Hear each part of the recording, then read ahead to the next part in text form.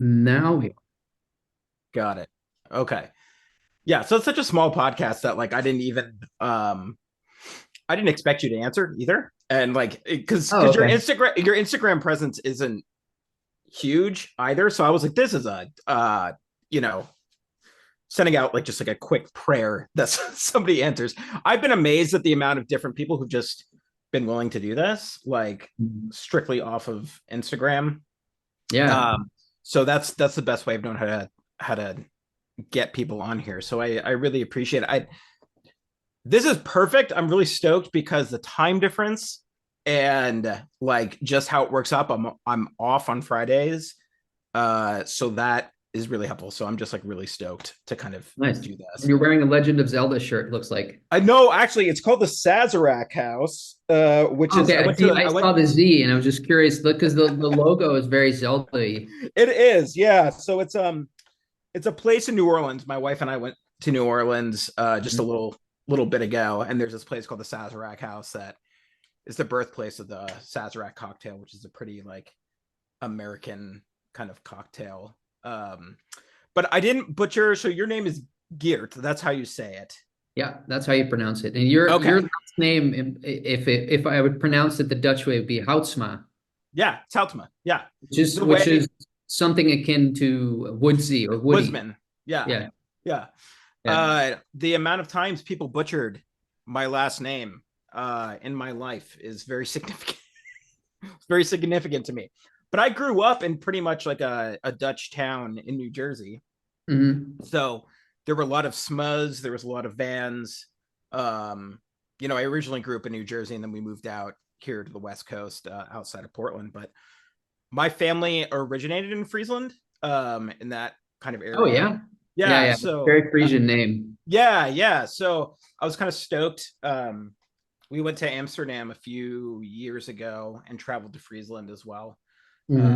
The Dutch are pretty, I don't want to say fanatical, but they're really good about their genealogy. So being able to trace that Yeah. is Anything wonderful. bureaucratic and keeping archives, they're pretty good at. Yeah.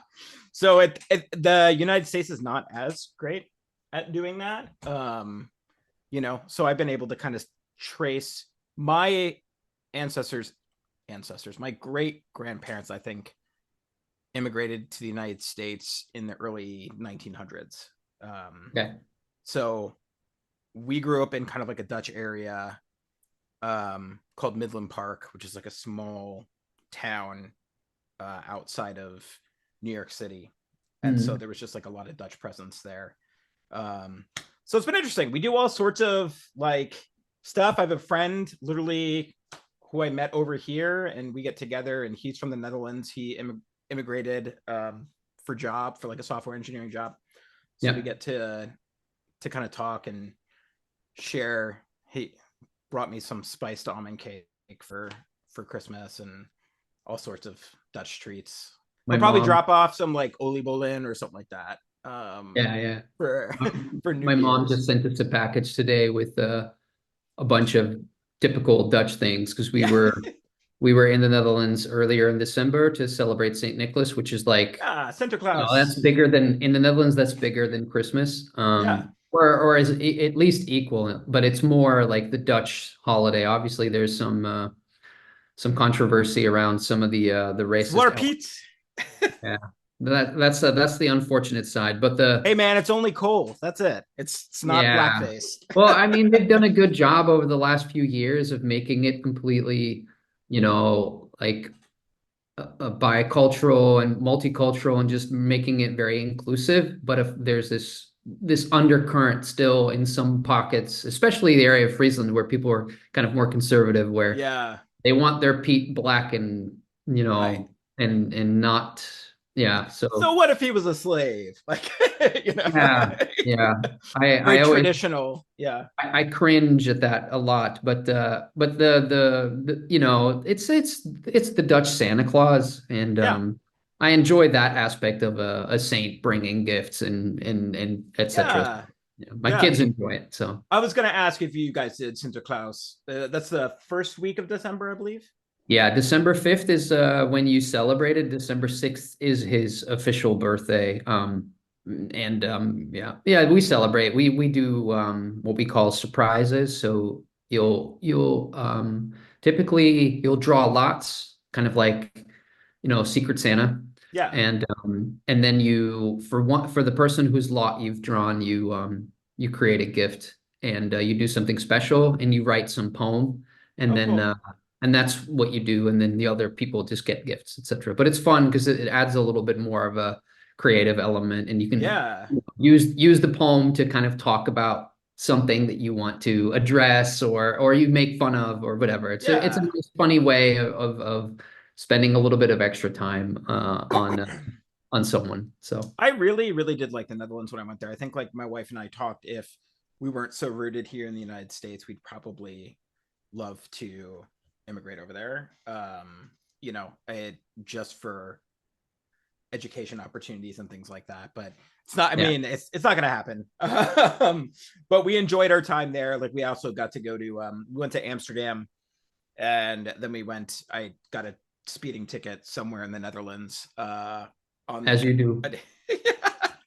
I got this thing back like 6 months later, and I was like, if you don't pay this, you won't be allowed back in. And I was like, oh God, like I better pay this. But we traveled to Bruges after that, which is probably my favorite city in in that area, in Prague and all sorts of different places. I was a big beer enthusiast, so we went to some of the monasteries and things like that. Yeah, We well, found this. Belgium is a good place for beer, and Prague obviously also. Yeah, we went to actually a pretty cool brewery that was inside a windmill in Amsterdam. And for the life of me, I can't remember what the name Was of it it was, I? but Was it I? I think yeah, I think so. Yeah. IJ. Yes. Yeah. Yeah. It Yeah, was that's yeah. my favorite beer. Yeah, it was really cool. We tried not to do as much like really typical touristy things. Mhm. But like the minute we got off the train, we flew in, got off the train, my like debit card was frauded like instantly Mm. after getting like some currency out. The craziest story was like we were going out of the train station and we're walking, and then all of a sudden we just hear this guy scream. He's like, stop him. And there's this guy booking it as fast as he possibly can. And I'm just like, I don't know what's going on. This guy's bolting, and these two huge, like, I think they were either Eastern European, maybe Russian, just tackled this guy Mm. uh, and subdued him. The guy had like close to $25,000 that he had taken from this guy and just like booked it. Like this was my first experience in Amsterdam, like Wow. off the train, and we were like, okay, like I guess this will be a little. We're jet lagged. We're just kind of like Mm. this is kind of crazy, but my assumption that was when there was like a huge migrant population coming across for work, and a friend of mine was like, I wonder if somehow somebody scammed this guy. And this guy, I was like, why is anybody carrying $25,000 on them, Yeah. like in general? And Yeah. my friend was like, I bet this guy had his like life savings on him and like Right. was just scammed or something like that. But so my first interaction was somebody stealing something, and then the Dutch police taking care of it. And that was my introduction to to Amsterdam. But Okay. everything Mm. else was fantastic. Uh, we loved our time over there. Yeah, but I would love to go back. Amsterdam, I could only handle like 3 days. I was like, I'm good. Like, done it all. Actually, really just kind of enjoyed. We went into Friesland and on our way to Bruges and stuff like that, and that was just nice to be in the countryside. It was a little Yeah. hard because nobody really spoke English, so I had to get by on like what little Dutch pleasantries I knew. Mm. Made a pretty concerted effort to try and learn some pleasantries, just so I didn't seem like very ignorant in a lot of ways. So you're based where? You're in Barcelona right now. Yeah. Okay. But are you? It also said that you were also based in London as well. No, no, never based in London. I so the company that I'm the head of, which is now part of chess.com, but it's kind of an independent department, if you will. It's called Chessable. Uh-huh. And it was a startup about, that started about 7, 8 years ago. And I joined about 2 years into it. So I've been with this company now for 5 years. And when I joined, it was a very small startup with like 4 or 5 guys. And at this point now, it's about 80 people working Nice. there, Wow. including myself. And we were acquired by chess.com in late 2022. And so this past year now we've been part of a really big American company that itself is scaling. Yeah. And so Chessable was founded in England, and the official headquarters are in London, Okay. but we have a subsidiary company in Barcelona. And in fact, that's, I think, where a lot of our executive management folks are all based. So we all live within like 5 minutes of each other Oh, that's here. really cool. Yeah. So, but everybody kind of moved from everywhere to Barcelona. It's just a really nice place to live, and you can kind of compare it to like a very small Los Angeles. So it's got Okay. this kind of bowl shape. You have these hills that kind of like block the town in. It's a big city, right? There's like three and a Yeah. half million people living there. Um, but it's got the hills, it's got the beach, you've got the mountains about an hour and a half away, the Pyrenees, right? Yeah. And yeah, and it's this very vibrant, multicultural, super open city, lots of tech, very nice place to live, and cost of living is pretty low compared to other major cities.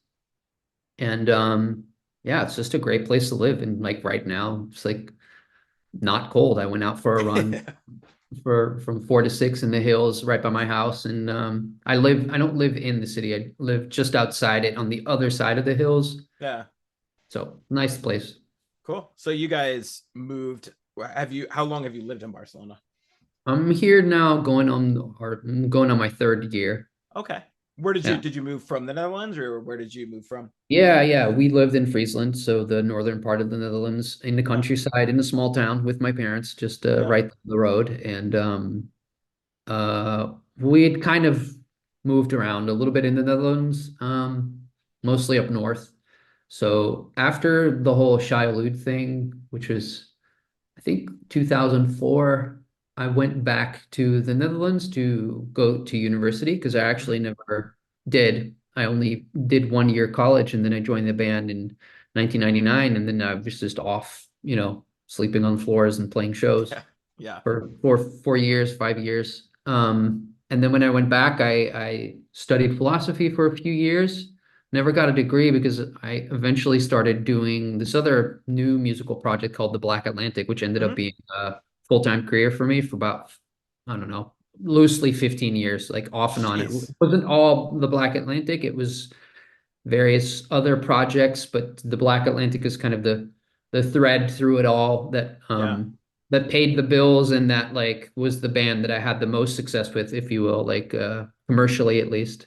Yeah. Um, yeah, so I had this kind of career in music for from the time that I was 19 until mid 30s. I don't know, like 36, 37. And then I Yeah. joined this company Chessable, and that startup scaled, and that's a whole different story. But Yeah. Yeah. we are. Well, we can get into that. I just want to make sure because, like, I don't want to keep you too long. So, how much time do you have? Because I want to be mindful of the time.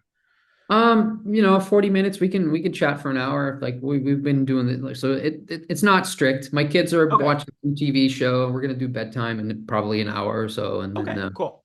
Yeah. So speaking of, obviously, with the announcement with Shai Hulud getting back together, or with you as the lead singer back together yeah. for Furnace Fest 23, I'm just interested in like the beginning of kind of like your musical journey and like how you got into music. What kind of music was like present in your household growing up? When I was little, my mom, we had a piano which we inherited. I don't remember from who, but we had a piano in the house.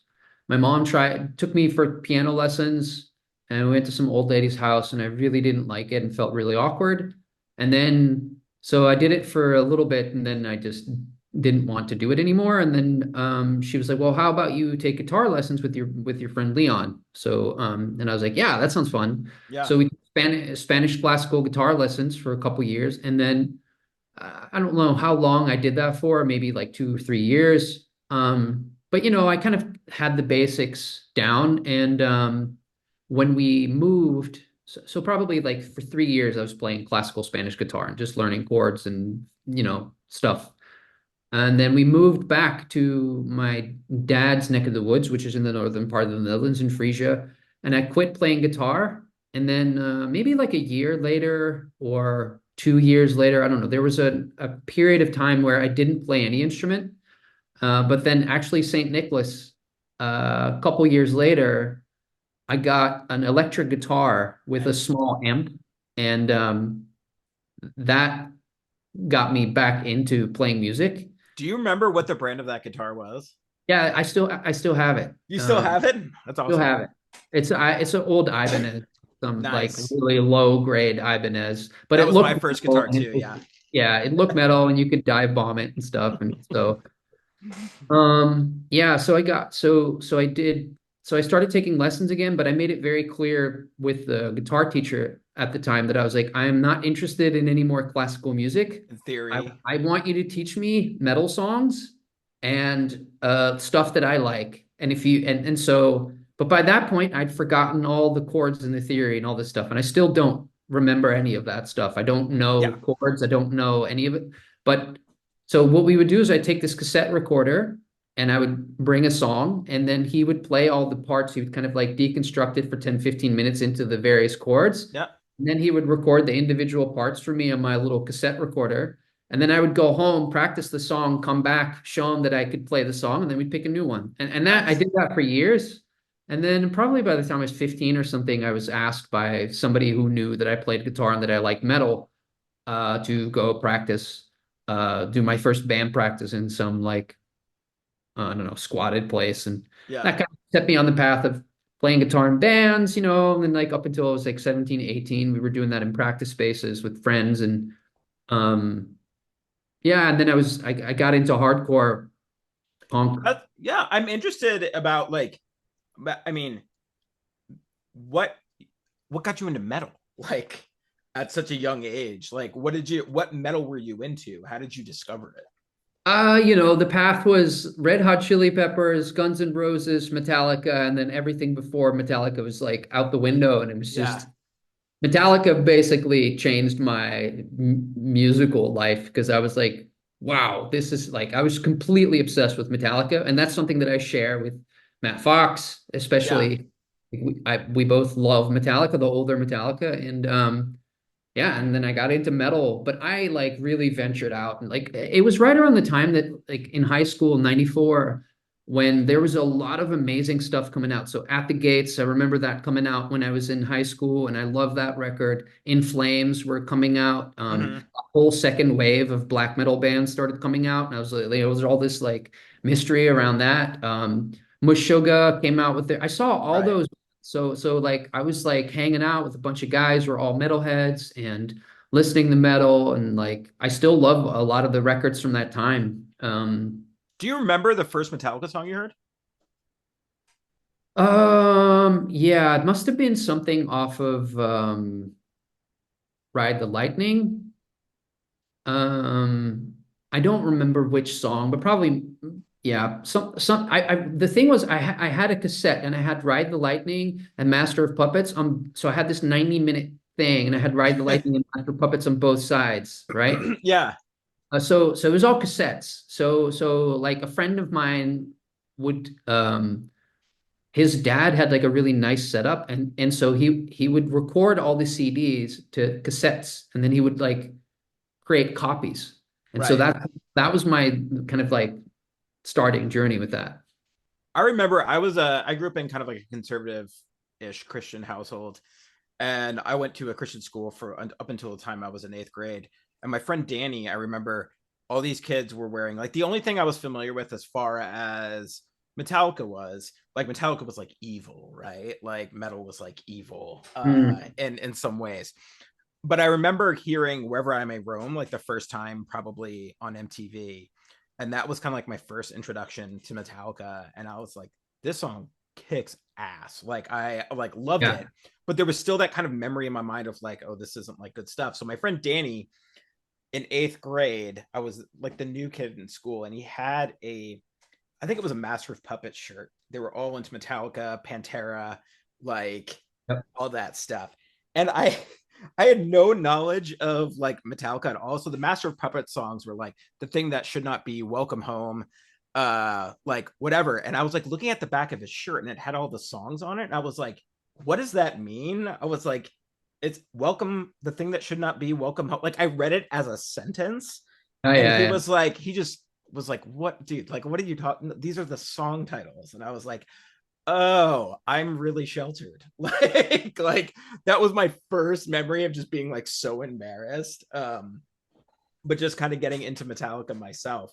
I mean, like, were your parents cool with that? Were they like, yeah, sure, take all the Metallica and My parents are super liberal. They thought it was cool. Like yeah, I think I started going to concerts when I was 15, 14, 14 or 15. Started going to shows. I think by the time I was 16, I was going to festivals with like friends and over the yeah, summer, right? Like summer break, there'd be a couple festivals and stuff, and I'd go to festivals. Um, yeah, and yeah, my parents were totally supportive. In fact, like the reason that I ended up joining Shai Hulud was because my dad convinced my mom to let me borrow her car and follow those guys around Europe in my mom's car. yeah. I was very interested how a guy from the Netherlands meets a band from America and like how you guys kind of like met, or you said you had a transition sort of into hardcore.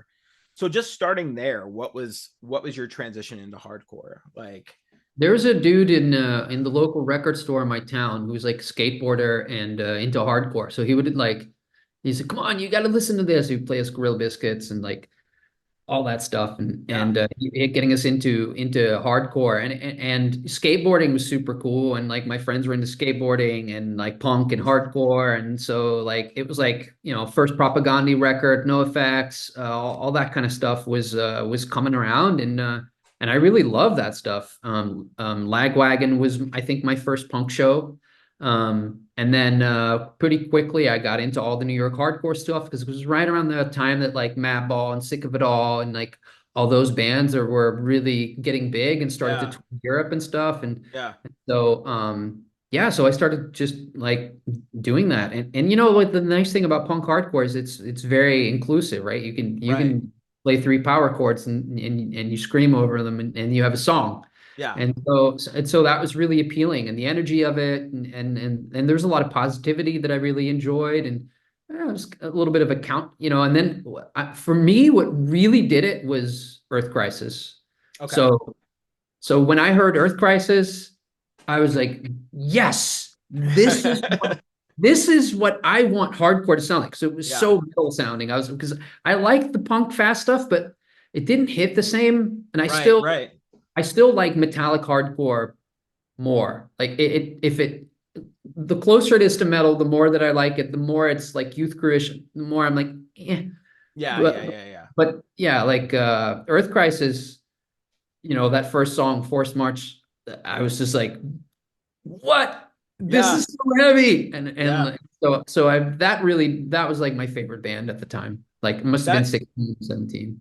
that's interesting. That's really cool because I often ask people on the podcast like, what's the song that kind of like changed it all for you? And a lot of the like other people have answered, but you answered without even me asking that question. Like it sounds like Destroyed that Earth Machines Crisis. by Yeah, Earth Crisis is what got me full-fledged into hardcore. yeah, That record is what was like turning point for me. So it was Metallica and then Earth Crisis great. Destroyed Machines.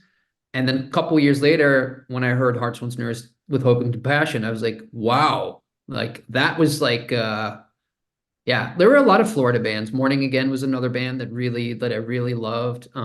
Also super metallic, right? And Yeah, Shai had this nice mix of they mix the metal with this kind of melodic. Yeah. sense and these intricate time signatures and some faster parts.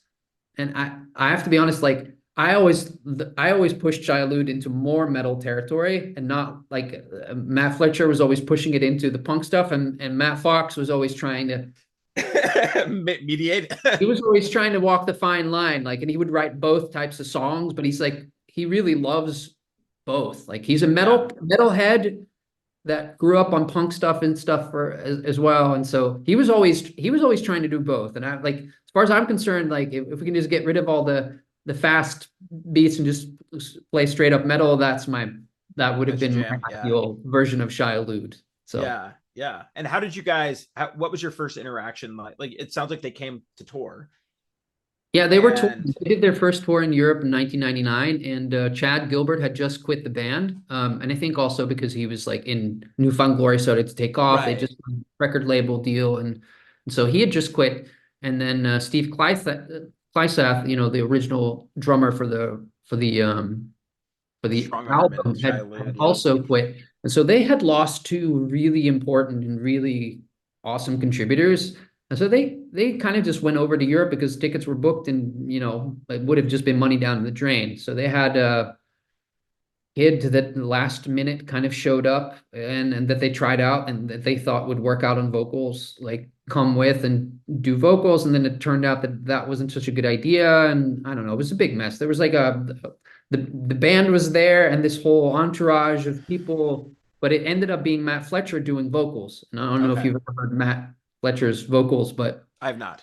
by the time he was in the Netherlands for their one show that I attended, his voice was shot and he was just doing it on energy, pure energy, and handing out the Yeah. mic. So Which that's how so I met that this guy. that in and of itself is such a hardcore thing to do, right? Like the crowd participation. It's almost kind of like, yeah, you want to perform, but like when all else fails, you can just throw the mic to the crowd Yeah. if you're because the crowd participation in hardcore is just like Yeah. But it's like they were one guitar player down. So oh at wow. the time that I saw them, my first Shai Hulud show was Matt Fletcher on vocals, Andrew Gormley from Kiss It Goodbye on drums as a fill-in drummer, Matt Fox on guitar, and Dave Silver, the original bass player, on bass. And Yeah. Dave quit after that tour. And so at that point there was just one original band member left, which was Matt Fox. But Matt Fletcher was actually a guitar player. And so when I met up with them, like the way it played out was a couple days later, they asked me to do a sound check with them because I was there for every show. And then they kind of pushed me onto the stage. And then so we did a couple of shows with me and Matt Fletcher doing double vocals. Actually, there's a video of this on YouTube that I found in my very first show doing vocals with That's uh, rad. Yeah. for Shai Hulud. And then so we did that for a couple of days, and then there was this big hardcore festival in Germany in Kassel called Kassel Fest, which at the time was a pretty big hardcore festival. Yeah. And Shai Hulud was one of the main bands, and so they were like, "Okay, dude, you got to do vocals on your own now, and Matt Fletcher's got to go back on guitar because we want to do the full thing." So that was the first time we Yeah. played like a real band.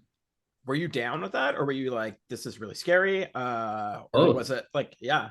But I mean, they were my favorite band. Like the whole thing was just bizarre. It really like that's what I was like really interested about in talking to you because it doesn't when you go and you look at the band itself or even if you go on like Wikipedia and stuff like that, there's this kind of um it's all just Shai Hulud is kind of like a big like family tree and there's many different branches like Matt Fox and Fletcher are kind of like the root trunk system that kind of goes out. Yeah. But I like would say Matt Fox is the is trunk. the trunk, Matt Fletcher yeah. is a really big branch. Yeah. And so like that transition to all of a sudden, there's this guy from the Netherlands singing for Shai Hulud. Hmm. And like that transition is just very interesting to me and just kind of like that start it seemed very was it organic or did it feel very disjointed? Um, I had an epiphany. I went to the show, had a chat with Matt Fox after the show, and he kind of jokingly said, "Why don't you do vocals?" Kind of because I already had an American accent, spoke English with an American accent because I had been an exchange student in the United States a couple years prior. And we just clicked, but this was pre-cell phone, right? Pre-cell phone, Yeah. Google Maps, pre any of that stuff. The internet was there, but it was like 1999. So the Right, euro right. wasn't even like the first European tour for Shai Hulud was there was no euro. So every single country had its own Right, currency. right. Yeah. Gosh, So wow. this Yes. is so it's a long time ago. And so what happened was I went to the show afterwards. I crashed at a friend's place, and that thing that Matt had said, "Why don't you do vocals?" It just kind of like kept playing on repeat in my head. And I told my friend, I don't know, but I think I can do this. And so I called Matt up the next day in Belgium at Yper. They played, which there's this famous festival there called Yperfest, but they played the venue. Um, and I called them up at the venue, right, on my friend's phone and like dialed, like called Belgium. And I called the venue and they brought Matt over a couple minutes later. He showed up and I was like, "Hey, do you remember me? I'm the guy who like talked to you about." He's like, "Yeah, what's up?" And I was like, "Can I like join you guys for a couple of shows and follow you around?" And I don't know. I didn't really have a plan. And he was like, Yeah. yeah, sure, it sounds fine." And I think he was trying to be friendly. I was like, "Okay, cool. I'll meet you guys in Germany." And so that's what happened. I just like went Crazy. out to Germany, met up with him there. Matt Fletcher really kind of like took me under his wing and was like super supportive. And for the next couple of days, like rode with me in the car and like we hung out a lot and chatted and we really bonded. And then Matt started riding with me. And then eventually I had like the whole band in my car because they had a van, but it was full of people. Oh, And so, wow. and I think they were at that point like Dave wasn't really happy and kind of miserable on tour. And so they were kind of happy to get out of the van and kind of like hanging Yeah. out in the car. And so at some point, I had like a couple guys in the car with me and hanging out, and then and that's how we went from show to show to show.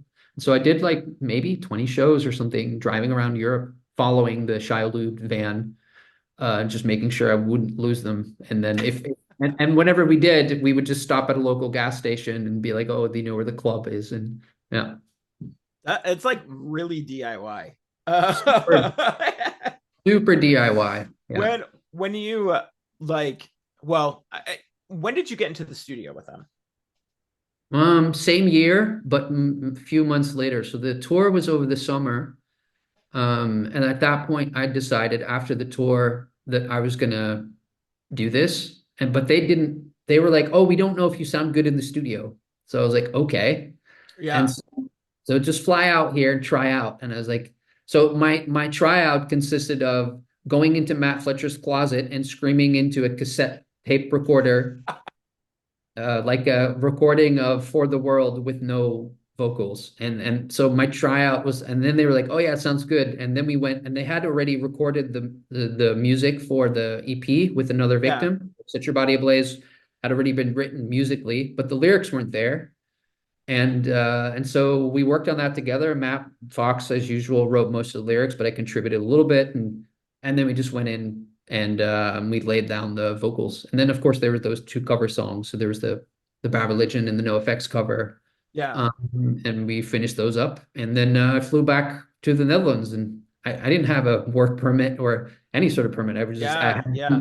I had slept on a red mattress in their living room for 2 months or 3 months, recorded vocals in the studio, and then I flew back to the Netherlands and worked a little bit, saved up some money, flew back to the US, did that a whole bunch of times, and eventually we ended up moving up to upstate New York, and that's when we kind of settled in Poughkeepsie, New York, and that's when everything started taking off. Yeah. So did you know you could scream? Or was like I'm always interested in the mechanics of it because some people it comes naturally, and for others there's like a method to the madness. Some people go and just blow out their vocal cords. Um or like Um, was this something that just came naturally to you? I had a band before Shai Hulud where I was a guitar player. I was always the guitar player, never the singer. Um, and I played guitar in that band, and then that band quit. Whatever, we just like broke up, and then I started another one, and I had this guy who did, and I was starting to write kind of intricate melodic hardcore stuff, kind of like Shai Hulud. Yeah. Trying to get this guy to sing the vocal patterns that I wanted on those songs, but he was kind of super straightforward, and so he would never get it. And so I would do it for him, and then he would just mimic me. So I wasn't actually singing in the band, but I was showing him like this is what I want. And so Right. I knew from those practice sessions that I could scream, but I didn't feel confident about it or didn't Right. like my voice or anything. Like I didn't know what it sounded like. So the Shai Hulud thing was just complete, I don't know, coincidence. Well, I was really curious because like when okay, so like admittedly, my first introduction to Shai Hulud was ill tempered. So I and it literally just like 5 or 6 years ago, I was sitting down in a gym and just like it popped on the radio. Uh Demon's Wings or whatever popped on the radio. I was like, what the is this? I was like, this is really good. And that's how I kind of got into Shai Hulud. I can't imagine being a guitarist or whatever for myself and a musician writing like vocal parts for the like I don't know how you did it. Like the disjointedness of the music and like how your vocals match with it. Was that difficult to write vocal parts for such a time signature based like switch up? Like that Um, is hard for me so to conceive of.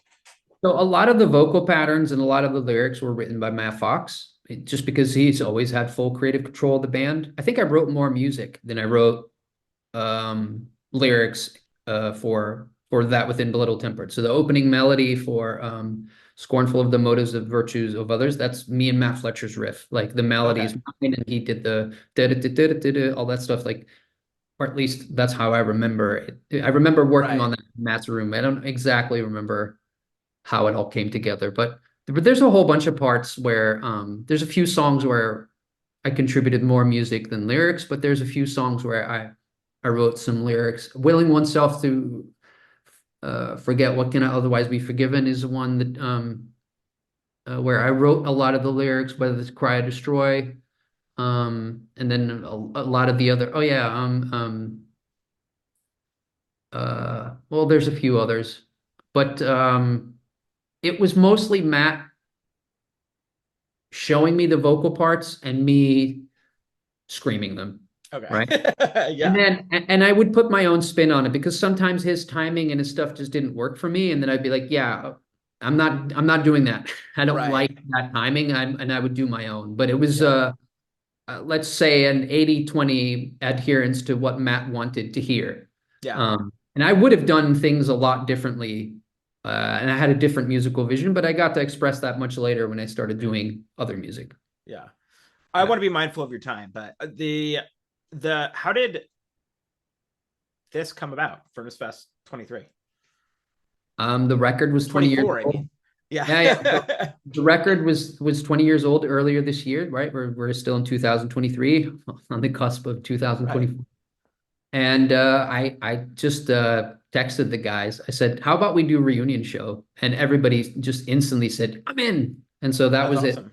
Yeah. I, And then I happened to I, see the guys. I was in New York earlier this year in April, for some work stuff, and Matt lives right by, and Eric Dillon, who's been kind of like main touring member for I've pretty much since I left, and always kind of helps out. He lives in New York City, so I met up with Matt and Eric, and we just kind of talked about like how we would do it, and yeah. we instantly all agreed that probably Furnace Fest would be the most logical choice. And so we waited for Furnace Fest to finish. And then I think Matt just um, threw the idea out, and then they said, yeah, let's do it. Have you been excited about the response? I really didn't think it was going to be that well received the way that it was. It kind of was super heartwarming, really cool. Just I just really, just wait till the show. I had no idea. I've been out of this for years. I haven't, I've been doing other stuff. So it's cool. It's really, and I'm getting messages now like daily, and you're not even the only podcast that wants to interview me or ask me Yeah. questions. It's been really cool. I didn't think that it was, I just thought it would be fun. That's really Yeah, my, yeah. Yeah. I've talked to a lot of different bands since and band members since this kind of whole thing at Furnace Fest and a lot of reunions that we're getting back together and stuff like that. And they're always just so floored by the response. Yeah. And it's like I don't think it's surprising to the fans because like at the same time, the music that you make continues to have an effect, honestly, generationally, right? Kids introduce their music, parents introduce, we're parents now. So, like, it's not uncommon for me to have my 5-year-old and my 2-year-old sitting in the car listening to Ill Tempered, right? Like, you know what I'm That's saying? so And so, weird. like, it's wild, Yeah. right? And it's Yeah. like my dad used to listen to the Beach Boys, and so I still listen to the Beach Boys, and then my kids listen to the you know what I mean? Like it's I can imagine that too. I talked with Steve Lamos, who's the drummer for a band called American Football. I don't know if you know them. Yeah, yeah, They're of kind of like, course. yeah, I, I yeah. I stayed at the guys, one of the guys who was in American football. We stayed at their house in Chicago, and we played some shows with them later with the Black Atlantic. Oh, nice. Yeah. So I talked to Steve, the drummer, and it was kind of the same thing. It was like, if you asked me 20 years ago, like, would I still be doing this? He was like, no. Like, nor Yeah. did I think this little EP that we did, or like the first LP that we did, would have such. He's just floored. He's a college professor now. Like, what I like about doing this podcast too is because it's like it's not just about the past, it's about what people are into now. Mhm. So being mindful of the time, I'm just you're you're a CEO. Is Yep. that your title of a chess company? Officially, it changed from CEO to head of just because Chesscom has a CEO, right? So you don't Yeah, have yeah, yeah, multiple yeah. CEOs in one company. So, but yeah, yeah, I'm the head of a company. Are you ranked? Are you ranked player? Yeah, yeah, a rating, but it's I'm just a casual club player. I'm not very good at Yeah, chess, but I know a lot about chess. right. Yeah, I was wondering how you kind of got into that. Like what, like, and Blame then now. Rob Fusco from One King Down / Most Precious Blood. He got me really. It was him and my brother. But we played some shows in Wilkes. I met Rob in Wilkes-Barre, um, Pennsylvania, Uh-huh. and we played a show together with One King Down, and Rob's really into chess, still is. I connected with him on Twitter a while ago, and he's still slightly better than me, which really irks me. Um, but yeah, so he was really into chess, and then we would play, and then I kind of could hold my own, and then at some point, like I even beat him a few times, and then I saw him again at like with Health S 2002 or something, and then he like started crushing me with a certain opening, and I was like, oh, I got to study this stuff too, and Yeah. and so it started like Rob like got me into that, and then I started buying chess books and studying in the van every day, and I had my little chess set with me, and yeah, that's how I got into chess. And then so how did you go from that to a complete company, being the head of a complete company? Well, in between getting into chess and starting the company, which I didn't start Chessable. I joined Chessable 2 years into it being a small startup, but I was one of the key members, and when we and I built half the team, hired half the team, and et cetera, et cetera. So, and so the CEO, founder of the company, when he sold the company, he asked me to take over for him. Yeah. And it was kind of a really obvious choice. Wasn't really anybody else that wanted to or could do it. So I kind of took that step at the time. But yeah, getting back, I don't know, like we're kind of drifting all over the place. So I don't Yeah, know, yeah, like, yeah. Well, I want but to just be mindful of the time, so I want to get all the questions in that I can can get in. yeah, Um, so that's the story in short is a startup, a lot of success during COVID and lockdown, and then of course Queen's Gambit really got a lot of interest, and that helped us. We're a chess training platform, so it's not a place. Chessable is a place where you go to study. So right. literally we have interactive versions with video of chess books, and people that are into chess, they go there, and then people who want to play, they go to chess.com. Okay. That makes sense. Yeah. I mean, like being knowing that I have a very rudimentary check. Like I know one opening move, and that's about it. Um, Mhm. but I kind of mentioned to you something about how you know I see chess as a mental game, but it's also, for me, being a therapist has been a very um has a whole nother dimension to it. Mhm. Because when I think about chess, um, sometimes for me it's an assessment tool. I work with a lot of children and adolescents in the past, and if Mhm. you're working with people who have ADHD, or you're working with people uh, who are struggling behaviorally or something like that, one, chess is a good relationship builder off the bat. Like, I played a lot of chess with kids because kids don't, they can't sit still, right? Like, they're all over the place, so playing games is always helpful. But if I wanted to assess whether or not somebody, like, had or working with ADHD, say, right, where executive function, thinking long term versus short term is really difficult. Mhm. So kind of sometimes assessing kids like impulsivity, like, oh, is this kid able to think through his moves, but using it as a teaching tool as well. That's kind Mhm. of like, you slow down, like, don't move your piece until you've kind of like contemplated what you're going to do with it and how that strategy plays out. And as a mental health component, I've used that as a way to teach kids to try and be less impulsive, or to try and really bring the concept of, like, your brain wants you to go now. Your brain wants you to do things now, like, all the time. Phone, all that stuff. You're getting kind of like instant pleasure all the time. Like, how do you think through things? Yeah. Like, how are you less impulsive? So that's always been like a go-to for me in terms of like building relationship, and even using it as a teaching tool, Well, because I it's a think language, it's, right? Like yeah, chess is a language. It's a nonverbal language. The cool thing is, like, if you know the rules of the game and you're kind of half decent at it, you can go anywhere in the world where people play chess, and you don't even need to be able to speak yeah, their local language. But if you play chess, you can communicate. There's a lot of stuff there right. that allows you to connect just over the game.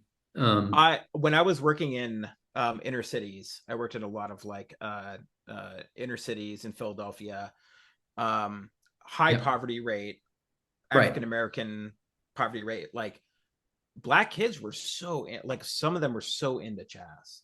Like, it Mm, was this kind of like equalizer in a lot of ways, and they yep, were good, man. Like, an 8 year yep, old could kick my ass. yeah. And but it was also a discipline strategy for them too, like, Mm. to keep focused and to also kind of like strategize things. So I see chess as a way, as like an equalizer, like you said, in like a lot of different ways, in a language. And um it's fantastic. Kind of wrapping things up a little bit, your dad, apparently a long distance runner, which I don't understand. I don't know how nobody could run for 2 hours straight. But what's do you do marathons? Do you do ultra marathons? I'm training for my first ultra in April. I'm gonna run a 60K on this volcanic island called Madeira, which is a part of like Portugal, but it's off the coast of Africa. It's really far out. So it's kind of a mountainous race. So I'll be running that in April, and yeah, I run marathons. Um, I run 4 5 times a week, and I do all sorts of training and etc. And in fact, I just started doing a certification program to become a certified USCA certified ultra running coach as well. So next, Oh, by the awesome. time that I will finish my ultras, because I have a couple scheduled for next year, and my marathons and my program, I'll be certified coach and etc. So I love running. I know a lot about the training and physiology, and I've spent a lot of time, studying and learning all this stuff myself. And but I mean, running is simple, right? You just put on some shoes and go outside and run. Yeah. For me, oh man, I know I'll need to learn how to run correctly. It's a big thing, for my It's own not, I knees and mean, my own. I think people overcomplicate it. You just put on some shoes, and if you can't run, then walk. I ran from very early age, and so I have this really good base. I ran like Dutch national championships at some point in my teens and etc. But But I picked running back up a few years ago after I was doing, I started walking, then doing a lot of hiking, and then got more into running. And then I had set that goal of running a marathon like 3, 4 times and got about halfway and then quit. And Yeah. this time, what I did was I set a really ridiculous short amount of time, which actually in hindsight was very stupid, but it did get me to what I've wanted to do, which was run a marathon. And so I trained for only 8 weeks, which is extremely stupid. You're supposed to take, even if you have like a decent base, taking 20 weeks is advisable, I would say. Yeah. And even Yeah. I would say, like, if you're going from couch to marathon, taking a whole year and just slowly building up towards it is much better way to do it. But for me, that the doing it in 8 weeks was like helped me actually get it done. And so Yeah. I ran my first marathon and I ran a good time and then I was just hooked and I Yeah. love, yeah. Do you get that runner's high? Yeah, but for like you mentioned mental health. For me, running is much more than like the racing and like etc. It's not so important. Obviously like I'm ambitious and I want to run certain times and etc. But it's the process that I love, and Yeah. having a goal allows me to establish the process towards the goal. But really, what I love about running is that it gives me a lot of time with myself. Yeah. So it's that time. I just did a 2 hour run here in the hills and just I put on some music and sometimes no music and just be with my thoughts and kind of like order what's all inside that head and just and then when I finish, I feel amazing. Yeah. It's like it provides a mental clarity in some ways. Like I'm a firm believer. Like the first front line for mental health is exercise. Yeah. Like just Yeah, getting there's some actual adrenaline out. science that Yeah. Oh that yeah, yeah. 100%. That's one of the first things I do. I work with people with anxiety and depression disorders, Yeah. and like exercise. Like, can you get outside? Like, can Yeah, you yeah. do There was just some a form of exercise? there was a super interesting control group experiment where they took two groups, and this was double blind, but they took two, well, I guess not double blind, but it was a control group. Okay, let me back up. Let's scratch the double blind thing because there's other research that's been done with double blind groups with running, but this was a a study where they had two groups. One was put on normal antidepressant meds, and the others were doing exercise 3 times a week. Mm-hmm. And the group that did exercise 3 times a week, and I think this was 8 weeks or something, they actually had better results and Oh, sure. Yeah. less depression after than the other group. Yeah. That's I mean, a big thing for depression is the motivator, right? Where it's like sometimes we just tell people to take steps. Like, Yeah. hey, even if you don't feel like it, like get on the bike. You don't have to even do anything. Just get there. Like when I at one point had lost a bunch of weight, and I remember I think it was like Terry Crews, who's like a celebrity, he's like a super jacked like gym guy, but he was like half the battle, more than half the battle, just getting to the gym and Mhm. like just stepping foot, and then you can decide what you want to do. So it's But like that's for what I some, like about running is you don't need to go to a gym. You yeah, just put on shoes and like the best thing you can do is just put on your running gear before you go to bed, wake up and now you're in your gear. All you have to do is put on the shoes, step outside and you can go. And if you yeah, can't run, just walk. And if you go from walking to walking and running a little bit and walking and running a little bit and etc., eventually you're just going to be able to run all the yeah, time. And yeah, then you can think about racing and doing all sorts of other stuff. But the act of running is super simple. It's something innate. Anybody can do it. And you don't have to compare yourself with others. It's just you. It's just however you measure yourself to you. And that's what I love about it. I remember when I first started running in the hills here and the first time that I did it, I, you know, I could go for 2 minutes and then my heart rate was so high because I was going up a mountain. I was just like, I just had to walk. And now I can run the whole thing. So I can go 1,000 yeah, feet climbing in one steady run up in 20 minutes. And I'm going slow, but I'm running and I'm right, like right, I feel strong. And then when I go down, I'm like actually running down. I'm not like right. doing So it's like really a liberating feeling of total freedom. You must be like a very busy guy though. If you have kids, you're running 2 hours, you're the head of a company. Like, are your children on the older side or the younger? Because I my energy levels with a 5 and a 2-year-old are like Um, when so my kids were very little, and kind of became more independent right after COVID. So I have yeah, a 14-year-old, a 12-year-old, and an 8-year-old. The 8-year-old obviously takes more time and needs more guidance and support, but the 14-year-old is really independent, and she you know she goes where she goes. She's a teenager, and the yeah, 12 now is starting to go to high school as well. So those two are starting to need less, and they entertain themselves and etc. Obviously, we spend time with them, do things right, together as a right. family too. Yeah, but I started seriously running and trading about 3 years ago, and in fact, my son, who's now 12, he ran a half marathon distance when he was 10 Oh, that's because, amazing. because he saw me run the marathon, and then I got injured after the marathon, and he was like, "But I want to run one." And I was like, "Well, then I'll train you." Yeah, And so he did it for 4 months. He trained that's and he ran amazing. a half marathon. That's amazing. Yeah, Well, I know we're kind of at our time here. I really appreciate you setting this up with me and like being able to do it on the fly. I'm sure. incredibly grateful for that. So I'll let you go. It's probably bedtime for the kids for sure at this time. But again, I just wanted to say thank you, and I appreciate it. And it'll take me a little time to get some of these episodes out. It's just Sure. between my I job hope and I hope we said something that was interesting for our listeners and how things got together. But we'll I see. think I think we did. Yeah. Cool. I'm more or less interested in, especially in the podcast, about people's whole story, not so much just about certain time periods and bands, because I think it's more interesting.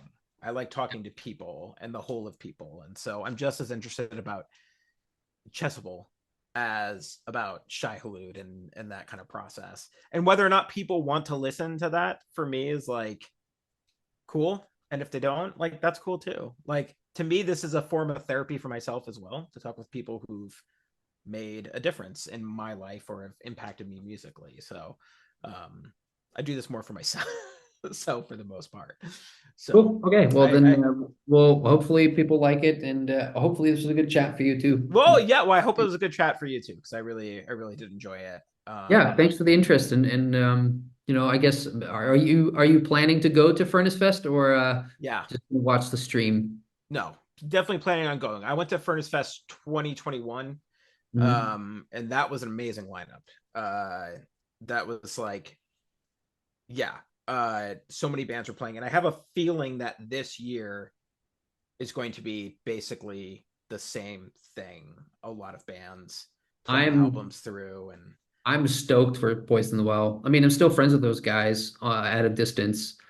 But they put out some of my favorite records, heavy yeah, records of all time, which a lot of people don't give versions a lot of cred, or You Come Before You, but You Come Before You is probably top five favorite hardcore record of all yeah, time for me.